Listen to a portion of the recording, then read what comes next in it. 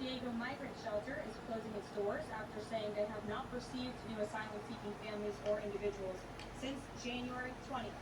We all know what happened on January 20th, don't we? And yesterday, New York City Mayor Eric Adams announced that the massive Roosevelt Hotel migrant shelter in Manhattan will shut down in the next few months. We're also seeing a reverse migration effect. There are now verified reports from the Associated Press of migrants abandoning their journey to the United States and heading back home. This is the first time the Border Patrol has received these reports since 2020, during President Trump's first term.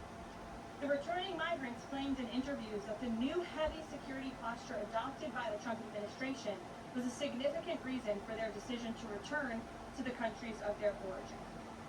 Overall, the American people continue to overwhelmingly give President Trump very positive remarks. Nearly every one of President Trump's policy initiatives are receiving strong majority support, and I have noted that in every briefing since Inauguration Day. 81% of Americans support deporting illegal migrant criminals from our nation's interior.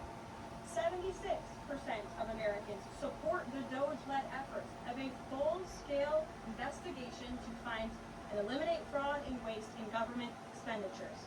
Again, this is from a Harvard-Harris poll, a very legitimate pollster. 76% of Americans support closing the border. 69% of Americans support President Trump's common sense efforts to ban men from women's sports. As you all know, we celebrated that executive order at the White House a couple of weeks ago. 65% of Americans support the president's efforts to eliminate all preferences by race in the hiring and awarding of government contracts, which is another pledge that DOGE is working hard to fulfill. And 61% of Amerians, vast majority, support the president's plan for reciprocal tariffs to ensure that other countries are treating us the way we have always been treated. Despite what many Democrats and media members want you to believe, the Trump agenda is not only necessary, but it is overwhelmingly popular. Why? Because it's driven by common sense.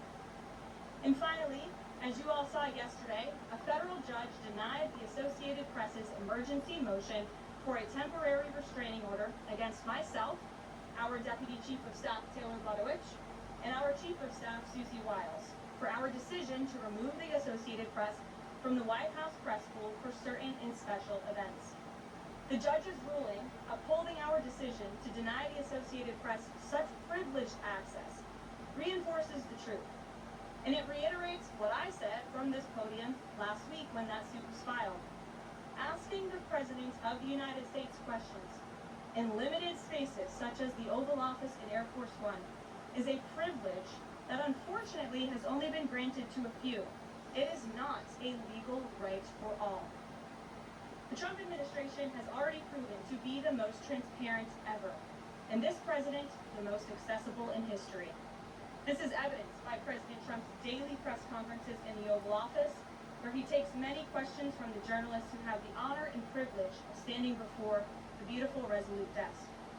The president and this entire White House are committed to ensuring the American people continue to receive this same level of historic transparency, access, and visibility. In fact, we want to double down and give even greater access to the American people. We want more outlets and new outlets to have a chance to take part in the press pool, to cover this administration's unprecedented achievements up close, front and center.